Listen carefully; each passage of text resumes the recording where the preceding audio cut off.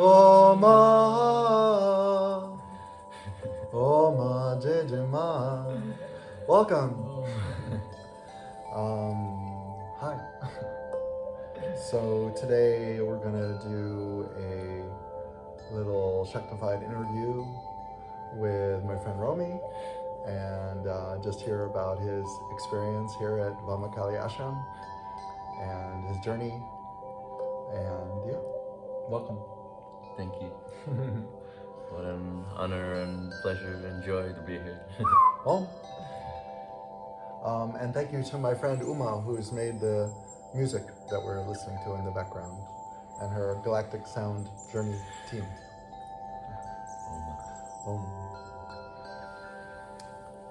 So I met Romy at a party. We're tantrikas, yeah? And he was a bright light at the party, and take it from there. Yeah, it was around 4 months ago when me and Tim happened to land at a friend's house, and yeah, at this very moment I could immediately feel some sort of energy that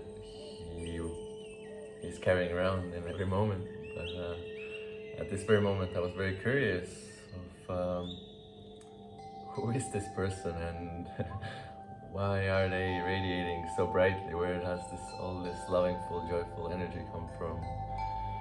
So yeah, we started off with beautiful small talk and exploring each other's day routines, and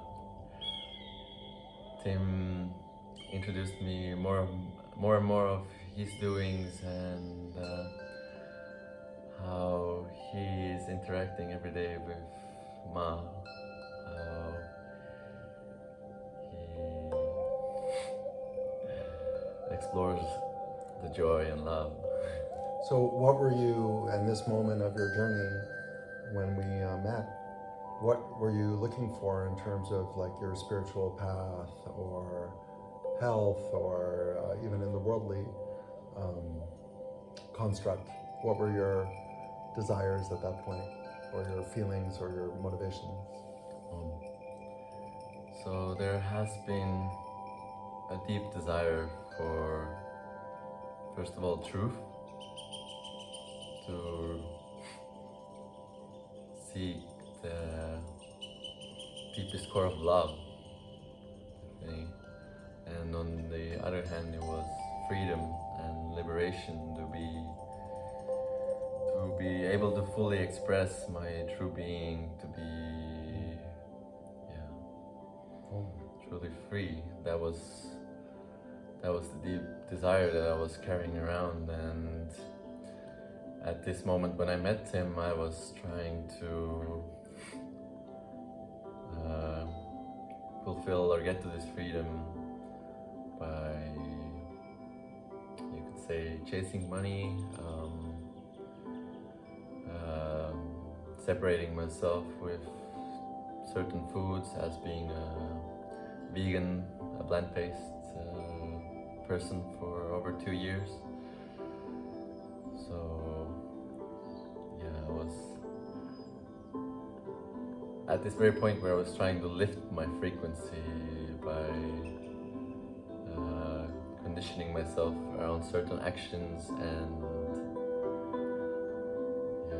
trying to push in a way, or force it a little. And how are you forcing it? Like, did you have a meditative practice or a yoga practice or something else you were doing to raise your vibration?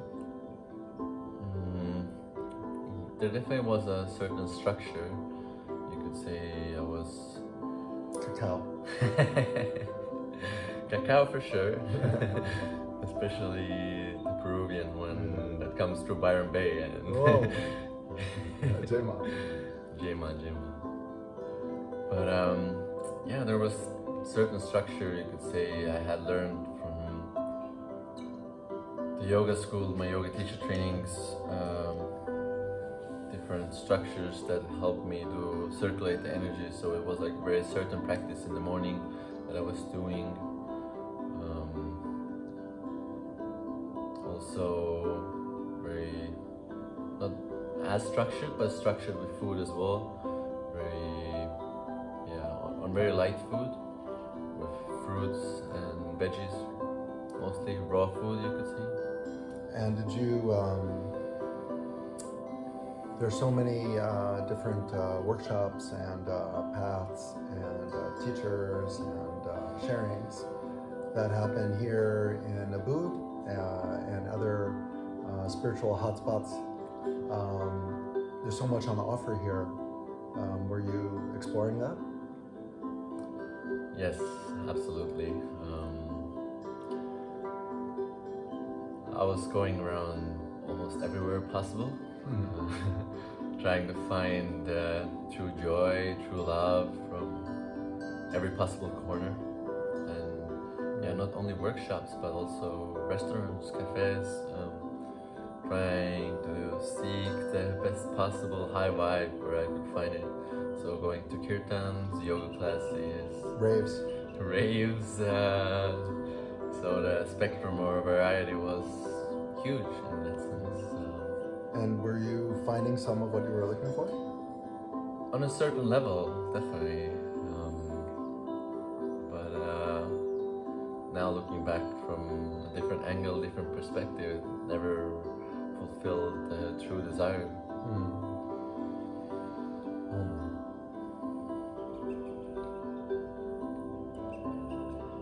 So I remember we were talking on the sofa at our friend's place, and I was sharing about Kali and the path of Kali, the wisdom of Kali, the love of Kali.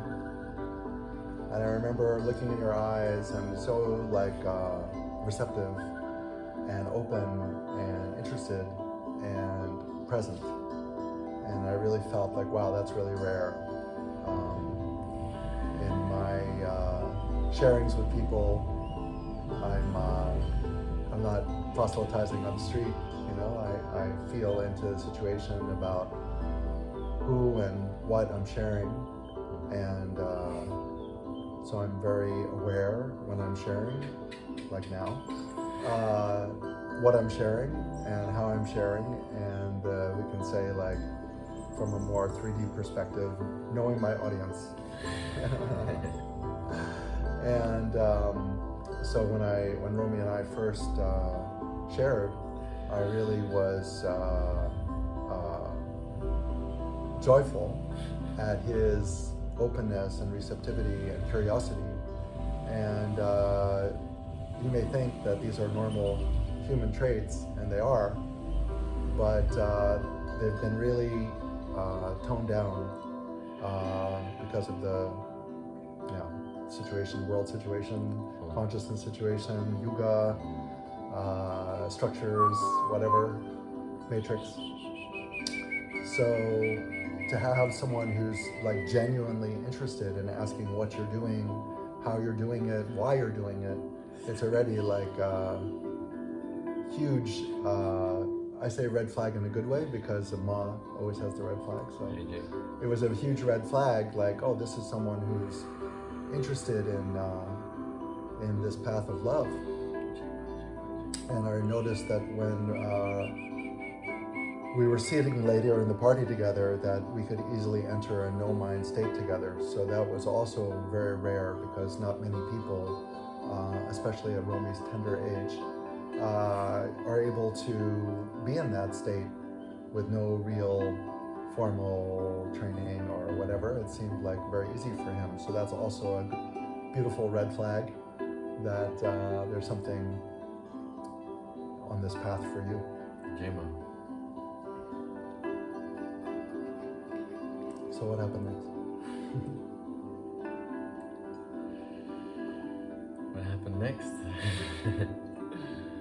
So after Tim had introduced me what he's doing daily, I was very curious to explore explore more and get the experience myself, as I've always, you could say, lived with the attitude that cannot judge anything or give any label to anything before I haven't experienced it myself. So there we were, and Tim gave out the invitation to come to the meditation, which he was holding at a Shiva cave at this time. And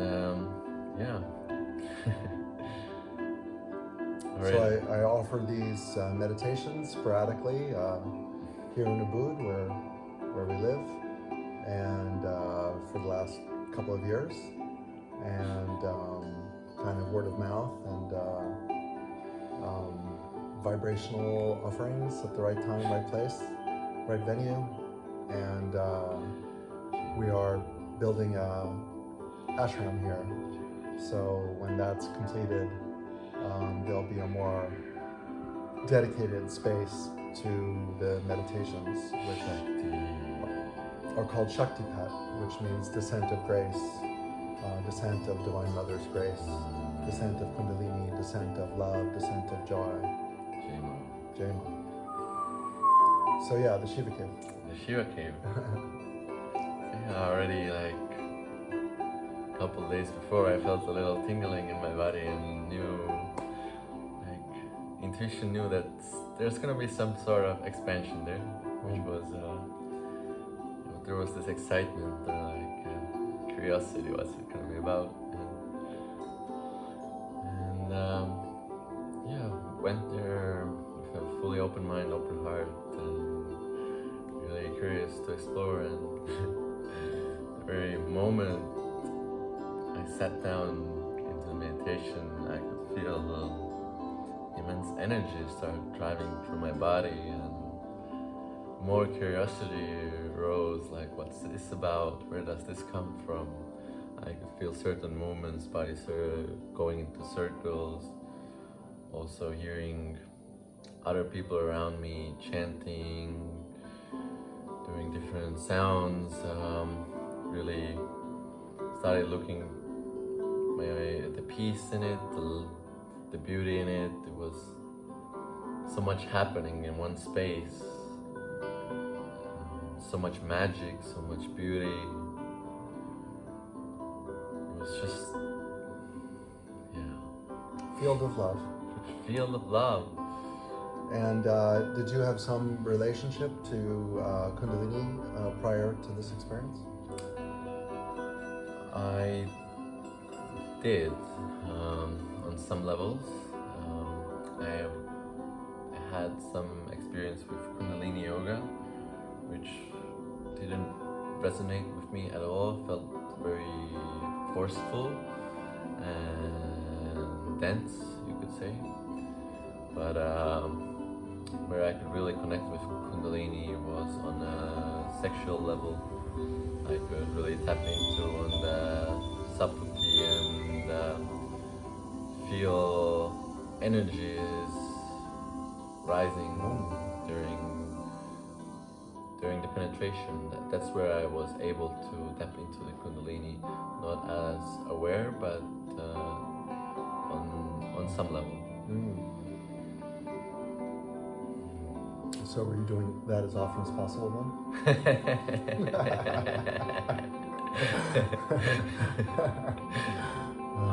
Rhetorical. So there was definitely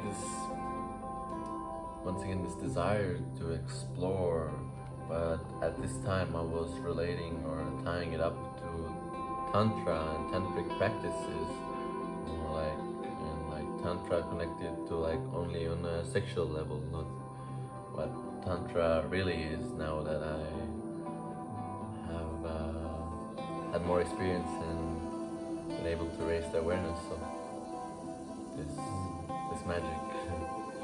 Yeah, we can say that sexual Tantra is just this piece of the puzzle and not the whole enchilada, to mix metaphors. And so we're back in the room. It's the field of love. And what are you experiencing in your body, in your mind, in your emotions? Start maybe on a physical level, then I could feel like energy at the base of my spine, and yeah, it was something. You knew that this was Kundalini related at the time, or you just felt energy? Well, that's a very funny story. I might stick that in over here. So I was aware that it's like a meditation practice and it's a Shakti path, but I had no awareness of whatsoever that's Kundalini awakening path, and it's anything to do with Kundalini. And I think that was until like 5th or 6th meditation, maybe even 7th, that it's like clicked in my head that oh, that's what's going on. That's what it's really about. But so at the start, it was just like I felt like really like a little kid, like trying to understand what's the inner world about, what's happening. So I wasn't giving any labels, or like I was obviously trying to understand, but more finding like the peace, like the harmony with the energy, and yeah, as a lot of like emotions arose when I was in the field of love. Yeah. The very first layer I was facing with, or like coming upon, was peace and acceptance. I remember it very clearly. Like how like everything's one, like how to accept everything and be in peace no matter what's happening outside. A phrase that really stuck with me from very first meditation was peace within and peace without. Jema.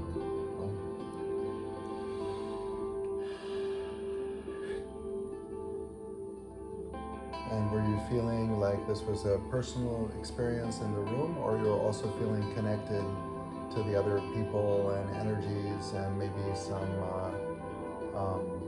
gods and goddesses that were also present? I definitely felt the connection with other beings in the space.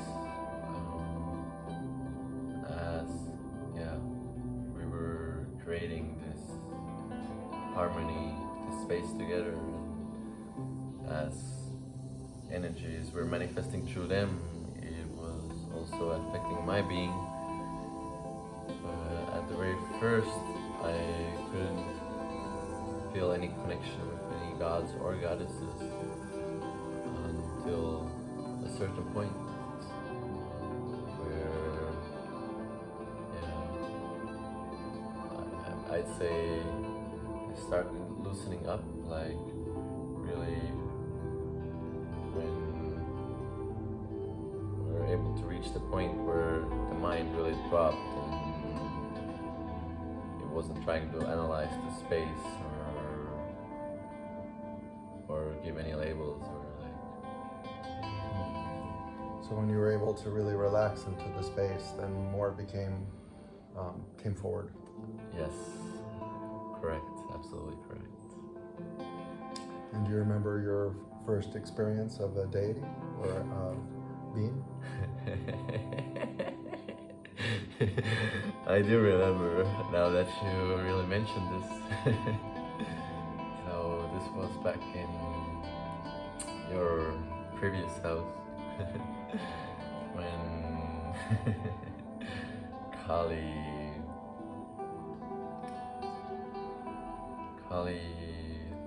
manifested in my third eye. And wait, hold on. Can you be more descriptive of what that means? Okay, so we were in the meditation, and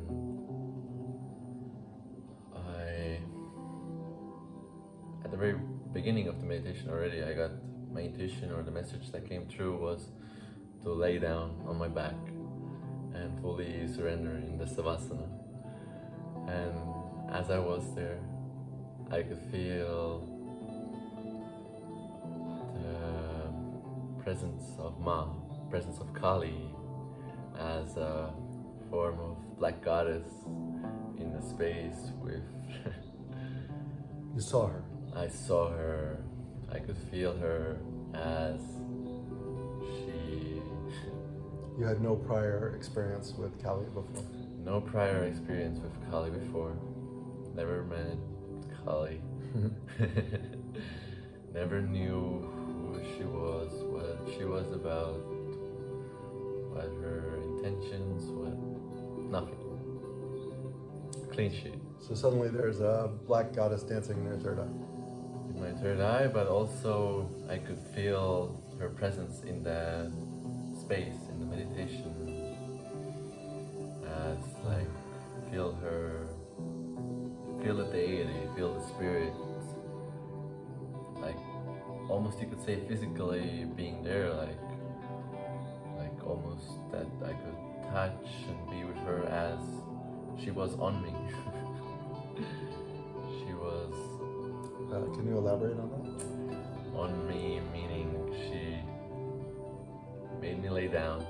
She sat on me, and with her yoni, her pink radiant yoni, teasing me, showing and letting me experience the true essence of joy and love. Oh. And at this very moment, I could remember in my sacral chakra, I could feel like immense joy and love and like this orgasmic bliss and ecstasy flowing through my vessel. And at this very moment, I remember saying that whatever this is about, I am in. Oh. Oh. Jema. So this was my very first experience with. So we can say that that was the culmination of the red flags. So lots of good signs, and then we can say that this is initiation by the goddess. So some people ask, what about initiation or diksha in Sanskrit? And we don't do any formal diksha here or initiations. The goddess herself initiates whomever she feels to initiate, however she feels to initiate, why ever she feels to initiate. And so in this instance, this was the initiation that Kali blessed Romy with.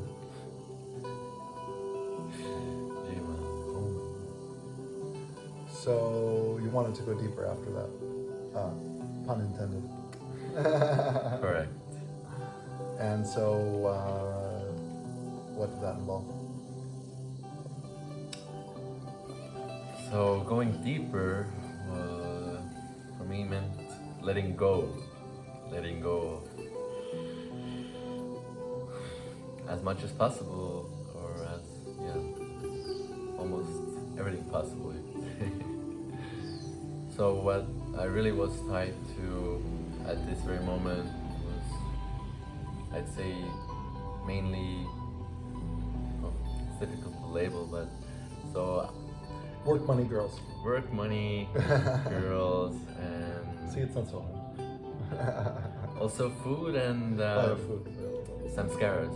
Yeah, samskaras. So samskaras, for those of you who don't know, are like impressions on your field from prior experiences in this life and past lives that still manifest in this moment as desires or aversions or attractions, beliefs, shouldn'ts, memories even. Yes, correct. So I had a company that I was strongly tied to and was working on daily. You could say it was kind of a dream that I had a desire to fulfill. But as I fully let this go, so much ease and light was able to enter the space. So much anxiety was released, so much stress, and was really allowed me to access a new layer of relaxedness. And could you feel the experiences and the meditations bleeding over into your day-to-day life? Absolutely, absolutely.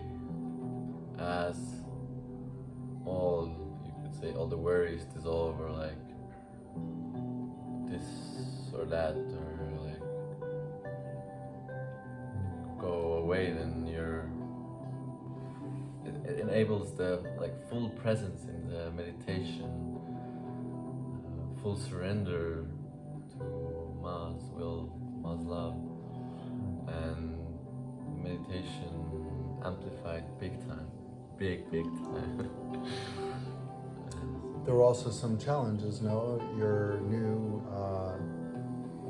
connection with your love essence, which you felt was pissing people off. What a paradox. So you had some concerns and some experiences around that. Yes. This is a big one. A big one for me and a big one for pretty much everyone. So it's how we often see compassion as. So what compassion was for me like was to be unconditionally loving towards everyone, no matter what they do, what they say. So being this love pillow, being accessible for everyone, nurturing everyone, no matter if or what they're like. But after, or you could say, coming to the awareness what true compassion is about, is that it's nurturing one's Shakti, the highest being, not one's ego. So being compassionate can mean being harsh on someone, or being truthful, direct, giving them the push that they need. So it can mean pissing someone off, really. And also you can piss people off because the energy is just pissing them off. Yes. Rather than anything you're doing. You can be your loving pillow self, and yet you can notice that people seem very anxious and irritated in your presence where they didn't feel that before. And this is quite a shock, because interiorly you feel this relaxedness and this love and this joy, but exteriorly it doesn't seem to resonate with the people, places, and things that you used to resonate with. So we meditate and we go on a spiritual path to connect to all that there is, to connect to Source. And we're hoping for, or motivated by, or feeling more connection, not less. So it's quite a paradox that when your Kundalini awakens and you start to radiate more Shakti, that it can trigger people in the New Age vernacular. And for the one undergoing the transformation into realizing the joy and love that they are, it's quite a big hurdle, because am I not supposed to be more connected to people if my heart is open, if I'm feeling more joy and more love? Yes, in one aspect, but no in another. And that transition to be okay with other people's discomfort about your joy and your love and your Shakti takes some getting used to. Om Namah Shivaya. Yes. Especially if you're, universally liked and you've developed all sorts of egoic mechanisms to get attention or love or affection. And all egos do it, So we have many subconscious mechanisms that we project to the outside world of the person that we want to be or present that we are, in the hope of getting love, attention, affection, etc. So, and a lot of people are motivated on the spiritual journey to go there. So suddenly to have the opposite happening, it can lead to dark night of the soul. So but it didn't last long for you. I think there was only a period of a couple of weeks, and we had some beautiful synchronistic exchanges with ourselves and others and situations, and then gradually it became clear again. It became super clear. Yeah. You could say I was quite strongly already led by Mother Kali before we met, doing the intuitive fasts, and so the openness it was like oiled up for me a little, which I am really grateful. Well prepped. Exactly. I want to hear more of your journey, and I don't want to make the video too long, so we'll do 2 parts. So to end part 1, I wanted to ask you about your experience with Shiva. So I remember we were meditating in my prior meditation room, and I felt Shiva's presence in the meditation, which happens, which he blesses us with often. And take it from there. What was your experience? So this is a beautiful story. Thank you for initiating. So I was at a state at one point where I felt to drop the meditation and start, I felt the call to be more independent. Like, it felt a lot for me to be coming on all at once. And I came upon Tim to discuss, ask for his advice and his perspective, and to really understand what was happening for me, what was present. And just parenthetically, there's often a moment in the journey, in the beginning of the journey, where the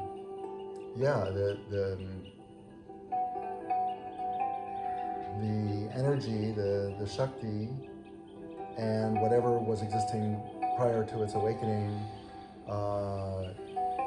suddenly there's some tension, because the old structures, the old way of doing business, the old relationships, the food choices, it goes all the way down the line. It's essentially like a new, higher version of yourself blossoming, and everything that was the structure beforehand that served a beautiful, necessary purpose is now come up for review.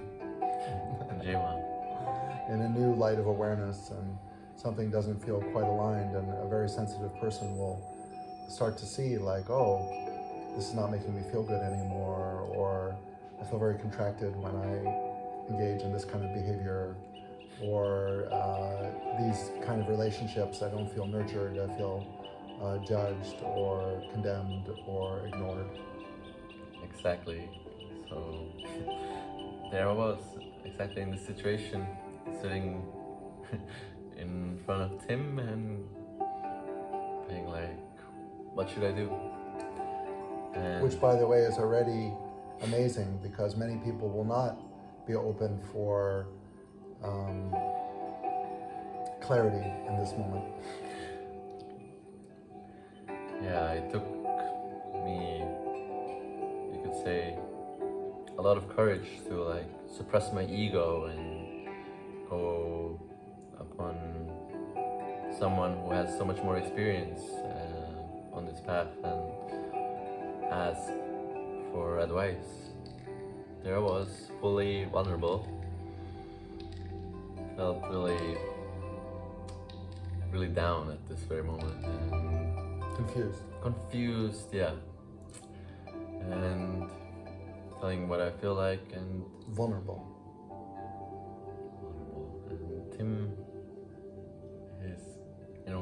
super straightforward. You could say at that moment it felt a little harsh even, but he told me to really step into my Shivahood.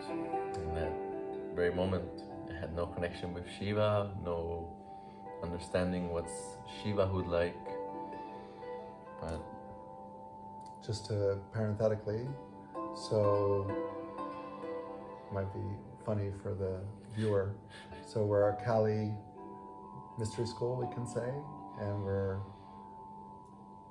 engaging the path of Kundalini Shakti, of Kundalini. And it's a highly feminine path in all respects, intuitive, spontaneous, but also the path of the goddess, path of Kali. So what's this bit about Shivahood then? So what I learned in my journey was, it's also necessary. One cannot only, Shiva and Shakti are one. And by not embracing your Shivahood, you also deny Shakti. Thanks, Mom. So it's really important to embrace the Shivahood. And what does that feel like? Because I also had this in my journey, is to be in your center, but not my egoic center, my center as Ma devotee. That's my center. At the deepest level, I am love, and I am in service to love. That's my center. And no one, no thing, nobody, no drama, no trauma is going to knock me off that center. And my guidance from Kali supersedes everything else in my life. And I am hopelessly devoted to that. And that's my center. And so everything else that is not that or not aligned with that has to go. And you're constantly challenged in this Shivahood. So Shiva, imagine on Mount Kailash, meditating, immovable. It's like that, your center is so strong. So your core, the linga of light, just like whoosh. And what is that? That's service to the divine. That's service to the divine. So to really step into Shivahood, it's a strange request coming from a Kali school, but not really. It makes sense. I feel that Shiva is Kali's greatest devotee and not different from her. So Shiva and Shakti are one, but everyone has their roles, and they have roles in different schools of yoga. And in this school of yoga, Shiva has many forms, but all of them are Ma devotee. So I asked Romy that what was not serving him, what was holding him back, that he was doing so well, and this was a unique opportunity that I don't see very often, to really go for it, because the table is set and it's all going so beautifully, and it's quite normal that in this moment the conflict and the confusion and the doubts and the fears arise, because the personality complex is understanding what you're up to and understanding the choice being made, and they would like to keep you safe.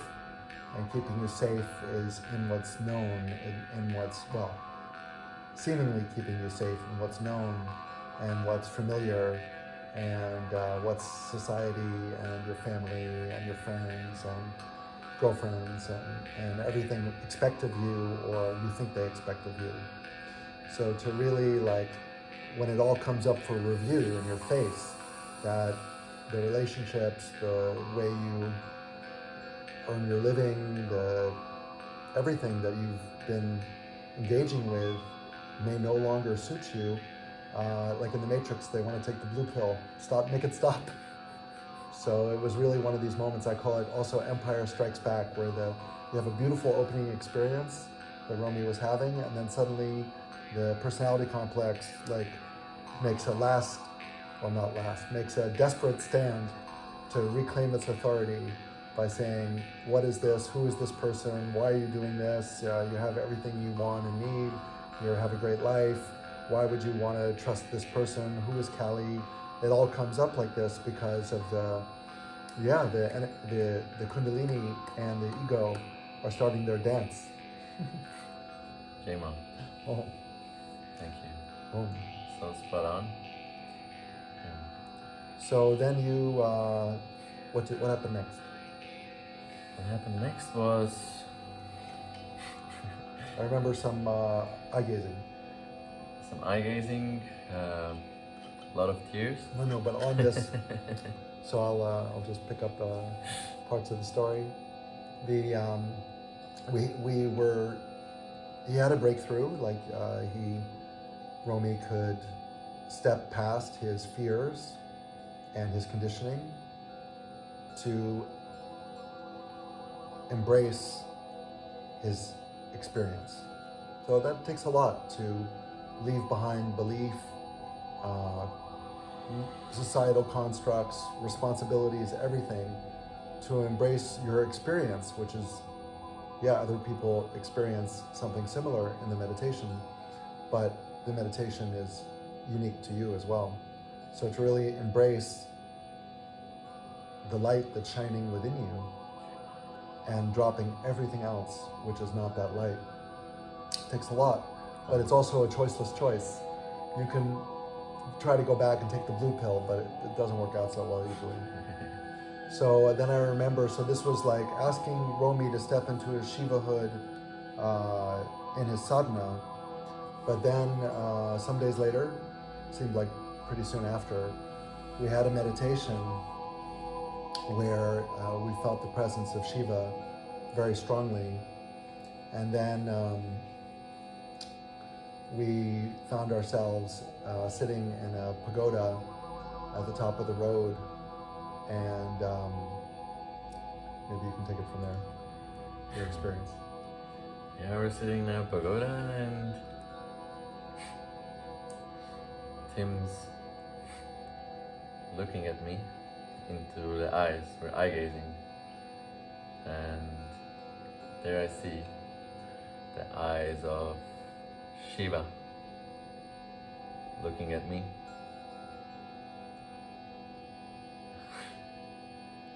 And this was a very strong turning point to